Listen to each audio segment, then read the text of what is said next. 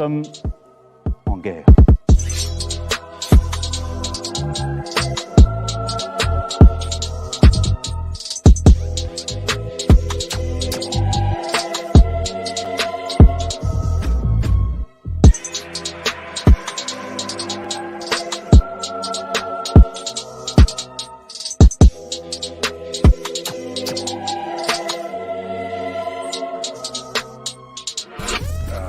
Il ne faut pas avoir peur.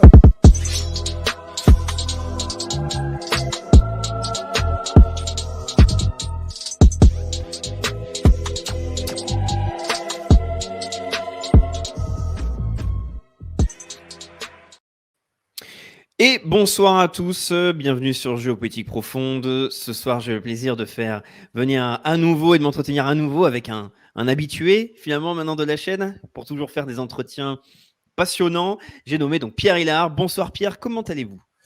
Bonsoir Raphaël, écoutez, ça va, si ce n'est que j'ai un peu la crève, le nez pris, un peu de fièvre, mais bon, je tiendrai le coup. Ça va être important de tenir le coup, car on va essayer donc de faire un entretien qui va être, à mon avis, riche en informations, comme d'habitude, mais là sur un sujet très important. Donc, vous avez préfacé un livre très intéressant. Donc, c'est tout simplement Jacob Frank et le mouvement franquiste, donc Aux éditions Ethos. aux éditions Ethos, absolument. Donc, c'est un livre extrêmement intéressant, très important. Donc, il va y avoir beaucoup de choses à dire. Mais tout d'abord, pourquoi avoir préfacé ce livre et qui est l'auteur de ce livre? Alors, d'abord, c'est en remerciement de l'éditeur, donc les éditions Ethos, qui m'avait permis pour la première version, la première édition du livre de Krauss-Hart, parlant du Messie Jacob Frank, et je vais parler de Krauss-Hart et ensuite de Jacob Frank, qui m'avait fourni les épreuves de ce livre de Krauss-Hart, donc paru en polonais en 1895, avant la sortie du livre. Et donc j'avais eu des informations de première main sur le Messie Jacob Frank, et c'est ça qui m'avait aidé pour mon livre Atlas du mondialisme. Et quand ce livre a été réimprimé, l'éditeur donc des éditions Ethos m'a demandé de faire la préface. Et en remerciement du coup de main qu'il m'avait rendu, eh bien, je lui ai dit, la préface, eh ben, ça sera gratuit. C'est, comment dire, envoyer l'ascenseur. Je trouvais normal que cette personne que je ne connais pas personnellement, mais uniquement par courriel, m'avait rendu un fier service. Et vu l'importance du sujet, capital, pour comprendre le messianisme juif avec ses répercussions dans le monde actuel, que ce soit avec les néoconservateurs ou le monde russe, parce que ça concerne aussi le monde russe, sans oublier évidemment les Français, les Allemands, eh bien, cette préface, vous savez, normalement dans l'édition, c'est 5% pour une préface, la fortune. Et là, c'est gratis. Donc, pour vous dire que ce livre-là, je l'ai fait en remerciement pour cet auteur, cet éditeur, pardon, Ethos, mais aussi pour favoriser la diffusion d'un livre absolument capital, connu et diffusé grâce à l'origine à cet avocat polonais qui s'appelait Alexander Krauss-Hart. Et donc, on va avoir beaucoup de choses à dire et je pense qu'il va être important de faire une émission le plus, on va dire, pédagogique possible, être le plus pédagogique possible. Donc, on va devoir, à mon avis, définir énormément de choses. Donc là, vous avez parlé, donc évidemment, le titre du livre, donc il y a Jacob Frank, vous avez parlé de messianisme, vous avez parlé évidemment de judaïsme, mais déjà, tout d'abord, avant même de parler de Jacob Frank ou du franquisme, qu'est-ce qui est important à retenir dès qu'on va essayer d'aborder tous ces sujets-là de messianisme, de judaïsme? Comment les branches, est-ce qu'il y a des branches qui peuvent en fait se diviser au sein du judaïsme? Est-ce qu'il peut y avoir différents courants? Parce qu'on peut entendre parler, on entend parler par exemple de Torah, de Talmud, on peut aussi entendre parler de Kabbale, et quand on va plus loin, on peut entendre des termes comme, je sais pas, sabbatéisme, etc. Comment déjà bien démarrer pour analyser le sujet? Alors, on va essayer d'être pédagogue. En fait, quand on parle du judaïsme, il faut d'abord partir de la situation avant le Christ, qui est ce judaïsme qu'on appelle le mosaïsme, en liaison avec donc Moïse, et l'annonce d'un Messie incarné, annoncé par les différents prophètes, Jérémie, Isaïe, Ézéchiel et bien d'autres. Et vous avez toute une série de mesures protectrices pour permettre à ce mosaïsme d'aboutir à l'arrivée de ce Messie, fils de Dieu incarné. Et j'ai bien Messie qui n'a, je le dis souvent dans les conférences, le mot Messie n'a pas du tout le même sens dans ce qui va donner le christianisme et l'islam, puisque dans le christianisme, le Messie, c'est le Fils de Dieu incarné, vrai homme et vrai Dieu, c'est ce qu'on appelle l'union hypostatique, hypostase, substance, même substance, alors que dans l'islam, le mot Messie, pour définir Jésus, c'est donc le même mot, mais pour parler d'un homme, d'un prophète dans l'islam qui est respecté, mais qui est uniquement un homme et en aucun cas le Fils d'Allah incarné. Donc déjà, deux mots complètement différents. Et donc ce mosaïsme, avant le Christ, est donc toute une série de mesures pour protéger les caractéristiques du mosaïsme, pour donner naissance à l'Emmanuel, comme dit déjà le prophète Isaïe dans son chapitre 7, naissant d'une vierge. Et on peut encore citer le prophète Michée, je crois que c'est le chapitre 5, qui dit qu'il naîtra à Bethléem Ephrata, la maison du pain, et Ephrata, lieu de fécondité, et que ça sera aussi, il viendra en paix. Ça aussi, c'est intéressant parce que ça sous-tend qu'il viendra pour tout le monde, peu importe sa couleur de peau. Et donc, ce mosaïsme aboutit selon le christianisme. Alors, je rappelle que le mosaïsme, vous avez la Torah, la loi, Genèse, Exode, Lévitique, Deutéronome, le Nombre et Deutéronome. Vous avez tous les prophètes, et puis ce qu'on appelle dans la Bible hébraïque, parce que le mosaïsme, c'est à l'origine la Bible hébraïque, qui va donner l'Ancien Testament pour le christianisme. Vous avez ce qu'on appelle les Ketuvim, c'est-à-dire Géographe, Esther, Job, le Cantique des Cantiques, etc. Et selon le christianisme, l'arrivée du Christ parachève toutes les annonces prophétiques des différents prophètes, ou encore du psaume 22, le psaume de David, et ce mosaïsme est terminé, clos. Ce qui fait que le Christ, vraiment, je ne fais que donner une définition, un mode d'emploi purement basique. Je serais athée, je dirais la même Bien chose. sûr. Et là, il faut faire le plus simple possible, parce qu'on Voilà. va avoir beaucoup à dire, mais c'est vraiment pour avoir les bases. Le socle. Et ce Christ, qui avait 3 ans de vie publique, va mourir sur une croix, d'abord souffrir, mourir sur une croix et être ressuscité. Et vous avez le lancement de l'Église, qui est le nouvel Israël. Et ce christianisme parachève le mosaïsme qui n'a plus lieu d'être, ce qui fait que l'expression judéo-chrétienne, cette expression doit être bannie, parce que ce judaïsme, surtout une mosaïque, est clos, définitivement clos, depuis le Christ mort et ressuscité. Et donc il faut, je vous dis bien, supprimer cette expression, la rejeter, ne pas utiliser l'expression judéo-christianisme. Et les élites juives de l'époque, mis à part Nicodème, les élites juives de l'époque ne reconnaissent pas ce Christ comme le Fils de Dieu incarné annoncé par les prophètes. Et ces élites juives se rebellent. Alors déjà, elles se sont rebellées en le condamnant à mort. Et le comportement de l'Église, d'ailleurs, à ce sujet, je ne fais que rapporter, parce qu'il faut que je fasse gaffe, parce que dire que le feu brûle, déjà, on se fait mal voir. Oui, bien sûr.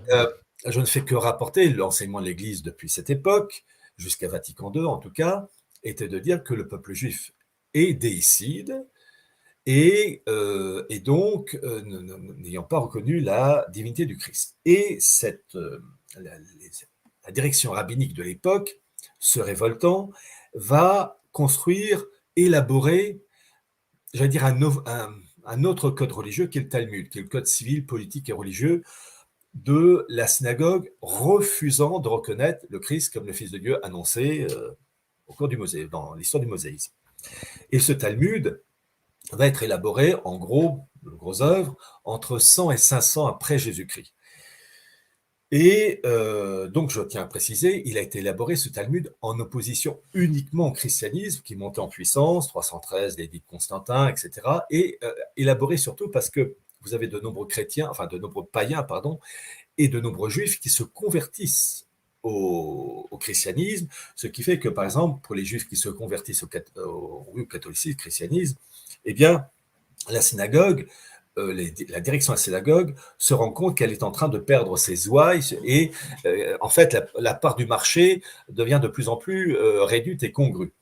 Et c'est la création du Talmud et le contre-modèle qui n'a plus rien de chrétien pour contrer cette conversion progressive des Juifs au christianisme. Et ce code civil, politique et religieux de la synagogue, dite rebelle au christianisme, est donc un contre-modèle. Et c'est si vrai qu'il faut lire en particulier les travaux de cet universitaire français qui s'appelle Thierry Murcia, Murcia, sa thèse que j'ai, enfin ça a été édité en livre, Jésus dans le Talmud, précise que ce Talmud de Babylone et de Jérusalem condamne ce Christ qui s'est présenté comme le Fils de Dieu incarné, et il est condamné, c'est le traité Gitin 56b 57a, il est condamné dans des excréments bouillants. Donc pour vous dire que ce nouveau judaïsme, le Talmud, n'a strictement rien à voir avec la partie d'avant qui était, elle, annonciatrice. Et outre ce Talmud, il y a deux autres points qu'il faut citer, qui est la Kabbale, qui est l'interprétation ésotérique du judaïsme rabbinique, l'évocation des esprits, la Gematria, c'est-à-dire jouer sur la valeur numérique des lettres pour trouver dans la Bible des messages secrets, des révélations secrètes. Et ça, c'est formellement opposé au christianisme, évidemment. Et puis le troisième point, ce sont 4 documents qui ont été élaborés au 1er et 2e siècle après Jésus-Christ, qui sont, et ça il faut bien les cerner, les Targum, le livre des Jubilés, le 4e livre d'Esdras et l'Apocalypse de Baruch. Ces 4 documents disent quoi? Ils prônent le rétablissement d'un Israël matériel et charnel. Je rappelle que l'Israël n'existe plus depuis pas mal de siècles, avec des occupations grecques, romaines, et en plus la destruction du temple à Jérusalem en 70 après Jésus-Christ par les troupes romaines de Titus, qui conduisent à une diaspora, enfin une expulsion, enfin les Juifs fuient et se répartissent sur tout le pourtour méditerranéen. Et donc ces 4 documents prônent le retour d'un État véridique, État matériel israélien et charnel, prône le millénarisme, très important, l'idée de messianisme, c'est-à-dire l'arrivée pour les Juifs du véritable Messie qui doit apporter au peuple juif et uniquement au peuple juif la gloire d'Israël aux dépens des nations. Et 4e point, et ça c'est très important, c'est qu'il y a l'idée de souffrance du peuple juif pour la rédemption du monde. Dans le christianisme, le Christ, c'est le Messie souffrant qui a offert ses souffrances sur la croix pour la rédemption de l'humanité. Et ce nouveau judaïsme, mélange de Talmud et de Kabbale, et avec l'influence de ces 4 documents que je vous ai cités, met en valeur l'idée que le peuple juif est un Messie souffrant qui va offrir ses souffrances pour la rédemption de l'humanité. Et en même temps sa gloire première. Et ces 3 choses que je vous ai citées constituent le socle qui dure depuis 2000 ans, en sachant que ces rabbiniques, depuis 2000 ans, ont une lecture littérale des textes. C'est-à-dire que, on le voit par exemple avec Netanyahou, qui avait, avec le chapitre 60, cité Isaïe, peuple des Lumières, peuple des Ténèbres, etc. En fait, les Juifs d'avant le Christ, les textes d'Isaïe, Jérémie et d'autres peuvent être compris de 2 manières, soit d'une manière littérale, et c'est la lecture rabbinique qui continue encore aujourd'hui, soit d'une manière allégorique, figurative, comme une image pour en fait annoncer le nouvel Israël qui est l'Église.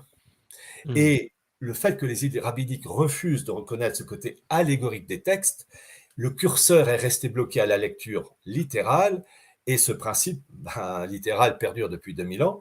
Et donc, on était à la croisée des chemins, et cela a conduit, en plus de la part des idées rabbiniques refusant la messianité du Christ, et je termine par ce point-là, à connaître de nombreux messies.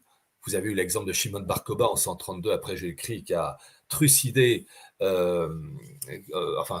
détruit toute une légion romaine, et vous avez eu plein d'autres messies. Vous avez eu David Alroi au XIIe siècle, qui s'est présenté comme le Messie dans l'actuel Kurdistan, Sabbat Tzvi, Jacob Frank, et on peut dire que Théodore Herzl a été lui aussi un Messie.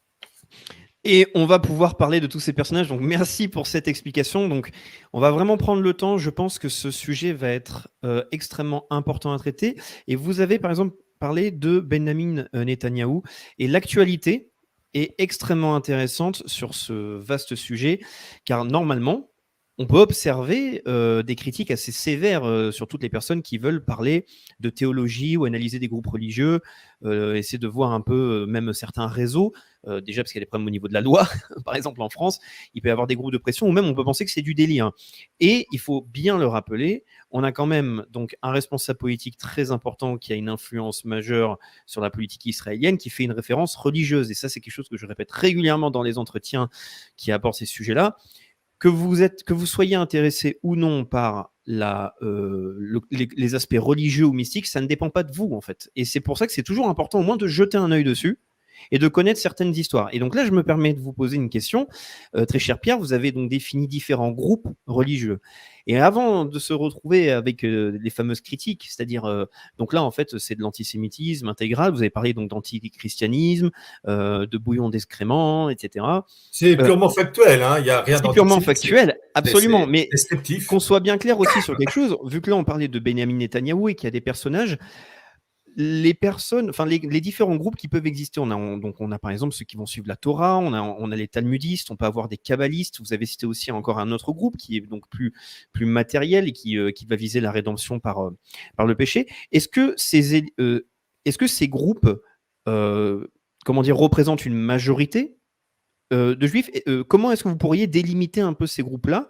Et en l'occurrence, lorsqu'on va parler des messianistes, et donc, par exemple, du travail qui a été réalisé par Jacob Frank et finalement même du mouvement franquiste, est-ce qu'on peut dire que c'est un groupe qui est minoritaire, qui est issu de la campagne, ou est-ce que c'est un groupe qui va se retrouver avec une influence dans certains groupes politiques ou au sein des élites, soit de l'Occident, soit de l'Orient, etc. Je vous pose la question. Je pense que c'est important Alors, de poser les bases. vous avez essentiellement deux mouvements, enfin deux tendances, euh, au temps du donc, 1er, 2e, 3e siècle, et qui va perdurer par la suite. Deux tendances. La première, c'est que vous avez une branche parmi les juifs qui estime qu'il n'y a que une puissance divine pour rétablir la gloire d'Israël.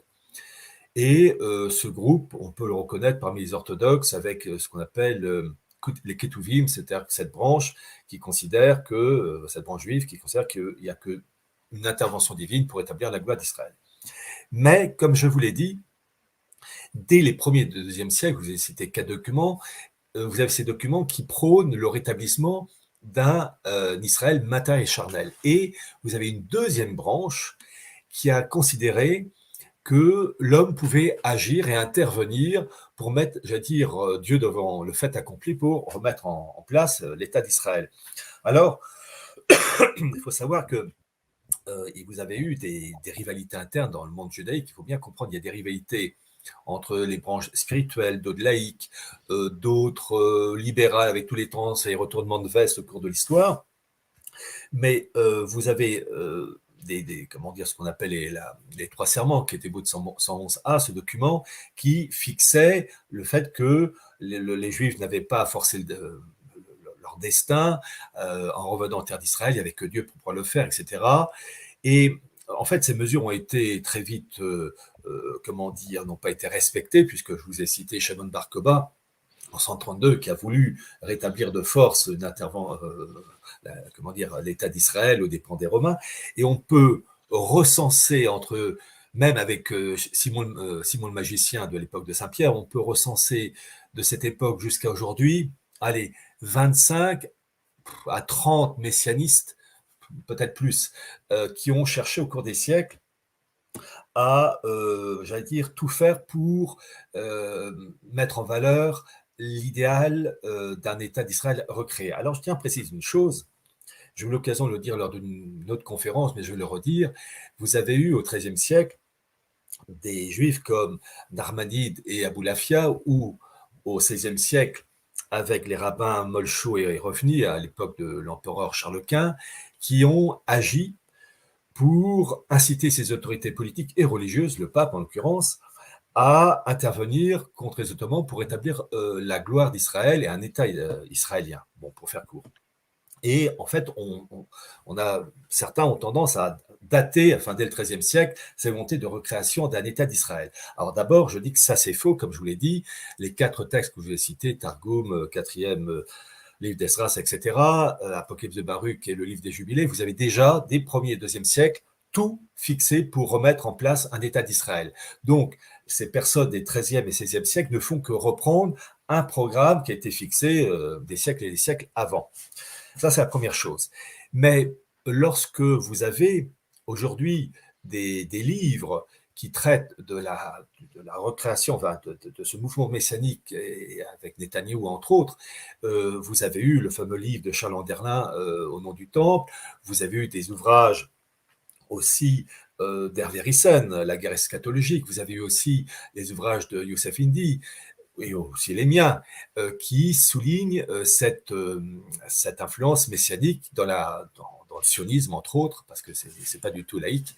Mais tous les auteurs que j'ai cités, et je m'y inclus, nous ne sommes pas, en fait, du moins en langue française, ceux qui sommes, les personnes qui sont vraiment à l'origine de l'explication du messianisme d'aujourd'hui au sein de l'élite politique israélienne. À ma connaissance, le premier ouvrage en langue française à expliquer cette influence messianique au cours des siècles et avec le sionisme comme couronnement qui va aboutir à la création de l'État d'Israël en 1948, c'est un prêtre français qui s'appelait l'abbé Augustin Lehmann, qui en 1901, je viens 1901, a rédigé un ouvrage intitulé L'avenir de Jérusalem, avec un sous-titre, et ça c'est le sous-titre qu'on voit dans les premières éditions que j'ai à titre personnel, Réponse aux congressionnistes.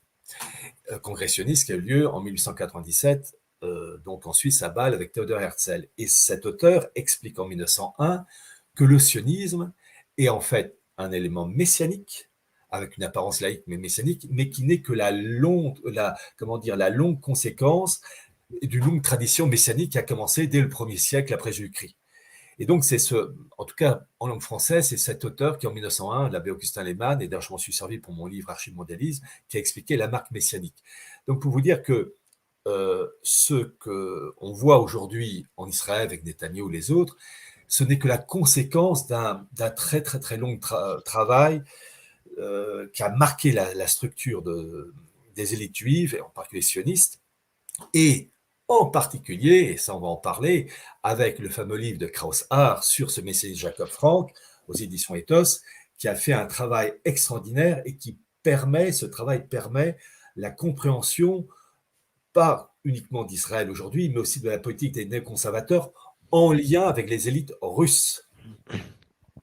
Et ça va être absolument donc passionnant. On va vite venir. Il y aura un dernier point que je souhaite que l'on aborde pour avoir vraiment posé toutes les bases qui permettront, je l'espère en tout cas, à tous les néophytes de comprendre de quoi on parle et de donner aussi donc de l'intérêt pour ce livre qui est très intéressant et surtout important. C'est une excellente initiative, encore une fois, des éditions Ethos, car il faut bien expliquer que donc ça a été traduit du polonais. C'est un livre extrêmement dense, très sourcé, sur un sujet très méconnu et qui pourtant a une importance historique capitale. En tout cas, détermine notre vie, Raphaël, qui détermine notre vie au sens vraiment concret du terme et la vie des États et leur avenir. Et on va faire comprendre aux spectateurs là ce que vous venez de dire. On va parler donc plus précisément donc de l'influence sur certains réseaux à travers l'histoire. En tout cas, nous sommes plus de 1000 spectateurs en direct. N'hésitez pas évidemment à mettre un pouce, à réagir en commentaire et de partager la vidéo. À chaque fois, nous sommes très nombreux dès qu'il y a Pierre Hillard. Donc, n'hésitez pas à profiter de ce direct pour le faire découvrir sur les réseaux. En tout cas, le dernier sujet que je souhaite que l'on aborde avant de parler directement de la période de Jacob Frank, j'aimerais qu'on parle d'un mouvement toujours un peu plus précis issu du judaïsme et qui peut avoir cette vision messianiste et qui nous permettra de comprendre les stratégies qui peuvent être appliquées par les franquistes. C'est parler donc de ce qu'on pourrait appeler les juifs faussement convertis et par exemple de la période des Maranes. Parce que le franquisme amène donc toute une période historique des certaines pratiques, on peut voir une influence politique, etc. Mais c'est des choses que l'on a pu déjà voir finalement précédemment dans l'histoire, avec par exemple les Maranes. Est-ce qu'on peut en parler un petit peu? Et je pense qu'après, avec ça, on pourra parler directement de Jacob Frank et du franquisme. Alors, les Maranes, ce sont ces juifs faussement convertis au christianisme et qui ont joué double jeu. Et vous avez un auteur qui était juif anglais et professeur à l'université d'Oxford, qui s'appelait Cecil Rhodes, R-O-T-H. Il est mort dans les années 70, je crois, et qui a été entre autres le patron de l'Encyclopédia Judaica, donc la référence absolue. Et il explique le rôle de ces maranes qui ont joué un double jeu, donc faussement convertis en Espagne, et en particulier aussi de leur expulsion en 1492 avec Isabelle la catholique et ses juifs faussement convertis. Certains, pour la plupart, se sont, j'allais dire, enfuis et réfugiés soit aux Pays-Bas, les Provinces-Unies.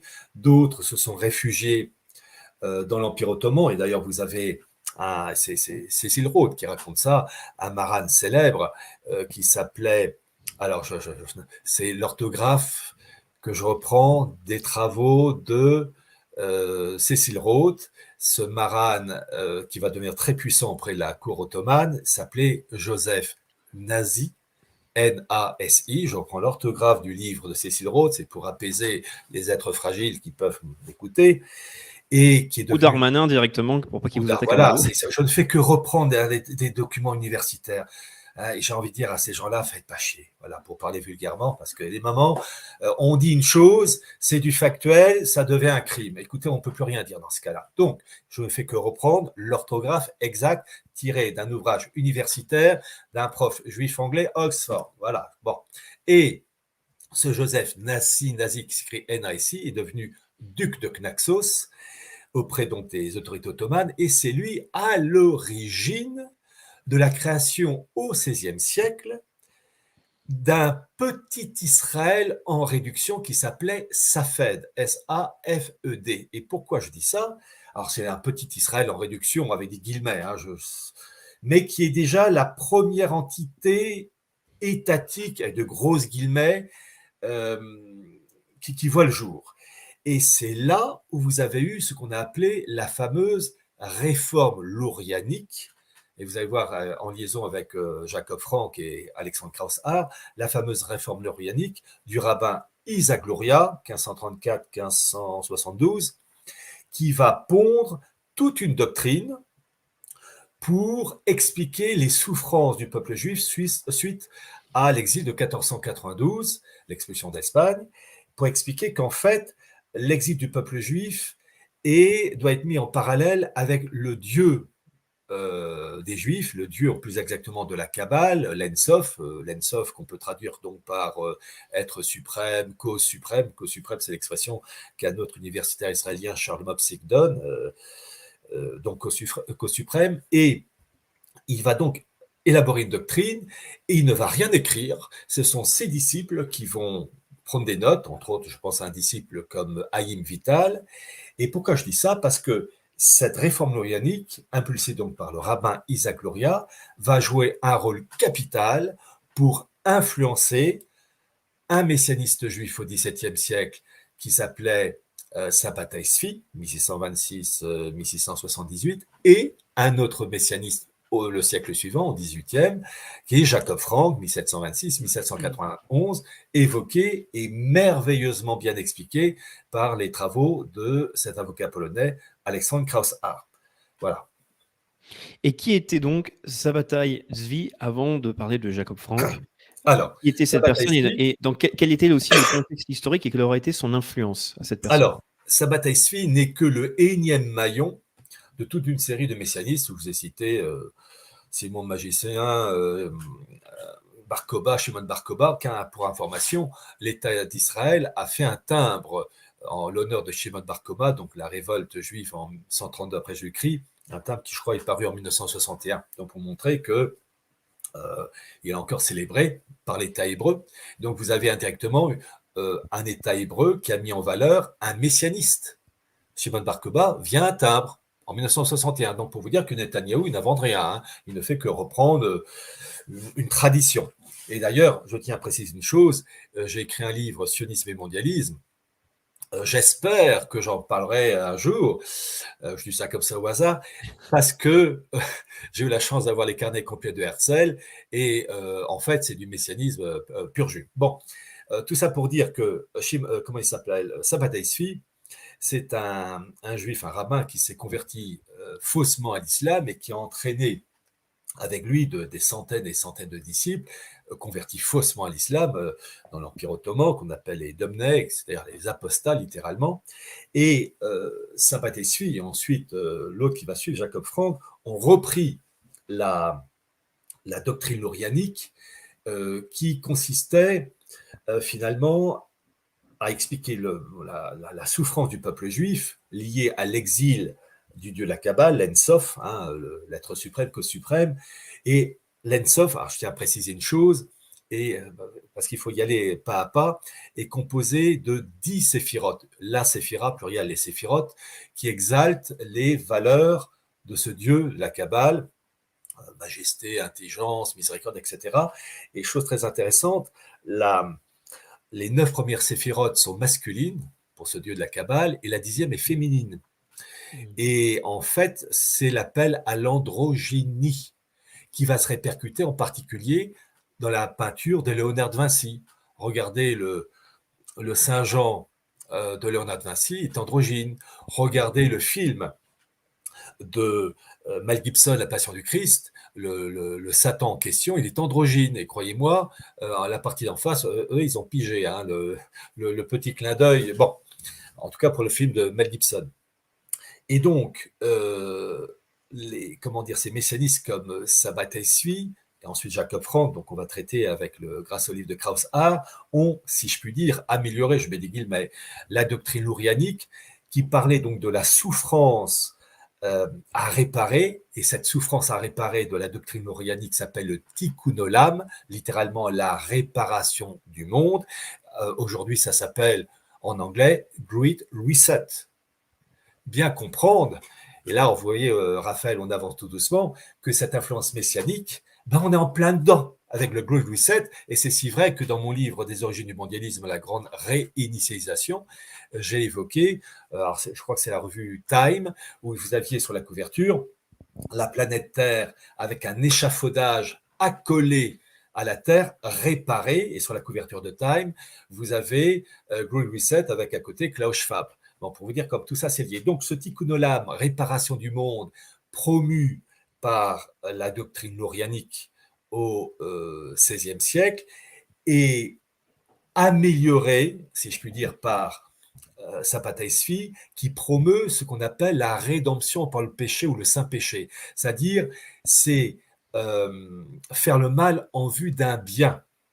Mais ça va très loin parce que c'est un mal dans tous les domaines. Et son successeur, Jacob Frank, qui lui se convertira faussement au catholicisme, et lui et des centaines et des centaines de disciples, reprend cette même formule de faire un mal accéléré, en gros, forcer Dieu à intervenir en activant tous les mots MAUX possibles pour aboutir à une rédemption, c'est-à-dire passer d'un monde ancien à un monde nouveau grâce à la souffrance et au désordre. Et là, voyez-vous, Raphaël, je vais vous citer cet universitaire israélien, Gershom Scholem. J'ai lu quasiment tous ses livres, lui et bien d'autres, Charles Mopsik, les rabbins Abraham Cohen et bien d'autres. Je vais vous citer un extrait d'un livre de Gershom Scholem, Le messianisme juif, qui, chose très intéressante, dès la première page de son livre, évoque l'opposition farouche entre le nouveau judaïsme, Talmud, Kabbale, etc., et une autre religion, le christianisme. Est-ce que vous pouvez rappeler la période dans laquelle a vécu Gershom Scholem? C'est de quel siècle, Gershom Scholem, pour contextualiser. À l'origine, Gershom Scholem, c'est un juif allemand qui est né fin 19e siècle, qui a immigré en Palestine en 1922-1923, à l'époque sous mandat britannique. Et je rappelle que le tout premier, c'est à cause de vous que je dis ça, que le premier commissaire de la Palestine sous mandat britannique des années 1920, c'est un juif anglais qui s'appelait Herbert Samuel et qui avait un oncle qui s'appelait Samuel Montagu, qui était l'ami de Theodor Herzl, pour montrer comme, vous savez, il y a une succession, rien ne surgit par hasard. Et donc, je vous laisse continuer en tout cas, mais c'était pour rappeler, donc là on parle vraiment de 19e siècle, c'est pour, comme il y a plein de noms. Oui, c'est vrai, vous avez raison. Puis je cause trop, il faut m'arrêter. Alors, mais là, je veux faire une citation de Gershom Scholem, en fait, qui reprend cet idéal, je mets toujours des guillemets, de rédemption par le péché, faire un mal en vue d'un bien, pour activer l'arrivée du Messie. Et rappelez-vous ce que je vous ai dit de la rédemption, en particulier les tout premiers textes, Targum et Livre des Jubilés, etc., tout ce qui est le peuple juif souffrant. Bon. Alors là, je vais citer donc les ambitions messianiques vues par l'universitaire Gershom Scholem, qui dit ceci, je le cite, « Dans tous ces textes, dans toutes ces traditions, l'annonce de cataclysmes sans lesquels les apocalypses ne peuvent se concevoir est décrite en images fulgurantes, qui revêtent toutes sortes de formes. Écoutez bien, guerre mondiale, révolution, épidémie, famine, catastrophe économique, mais aussi apostasie, profanation du nom de Dieu, oubli de la Torah, la loi, et rejet de tout ordre moral allant jusqu'au renversement des lois de la nature. Le messianisme, en effet, a toujours eu pour objet le rétablissement de l'existence nationale, sans entendu Israël, pourquoi d'ailleurs le sionisme est messianique sur le fond, bien qu'il mène également au-delà de celle-ci. Sous-entendu, la gouvernance mondiale. Et dans les carnets complets de Herzl, je vais terminer la citation dans 30 secondes, mais dans les carnets complets de Herzl, à un moment donné, donc dans mon livre Sionisme et mondialisme aux éditions... ça viendra après. Dans ce livre Sionisme et mondialisme, il est précisé que Herzl, s'adressant à un de ses collaborateurs, dit que le rétablissement de l'État d'Israël n'empêche pas la création d'une humanité unie, mais avec obligation de détruire le patriotisme dans tous les États. Je termine la citation de Gershom Scholem. Le messianisme juif est dans son origine et dans sa nature, on ne saurait jamais y insister, l'attente de cataclysmes historiques. Il annonce des révolutions, des catastrophes qui doivent se produire lors du passage du temps de l'histoire présente au temps futur messianique. Ces cataclysmes et ces visions funestes prennent un tour nouveau et propre dans les visions de la venue du Messie. On les retrouve en effet dans l'ère de transformation ou de destruction qui verra naître la rédemption messianique. C'est pourquoi cette période est regardée dans le judaïsme comme celle des souffrances de l'enfantement du Messie. Et j'ajoute ce petit élément, la doctrine de Sabbatai Tzvi, qui avait été reprise ensuite par Jacques Frank, traitée par l'avocat polonais, donc Alexandre Krauss-Haar, parle, dans ces moments de souffrance, guerre, famine, etc., krach économique, des convulsions messianiques. Et pour la maison d'édition, c'est les éditions Nouvelle Terre. Et vous appelez à la mise en place d'un euro numérique. Absolument. Absolument. Nos élites déroulent leurs plans contre nous. Mais nous aussi on a des plans contre eux. Déjà au travers de nos émissions avec une revue de presse économique pour faire le point avec vous, puis dans notre revue mensuelle avec des analyses financières et des solutions de décentralisation, et surtout dans notre stratégie anti-CBDC. Plus de 3 heures de contenu exclusif et gratuit pour apprendre concrètement à préserver votre épargne. Au programme, protection anti-crise, anti-banque, anti-État et bien d'autres solutions. Le temps joue contre nous, mais on peut se défendre.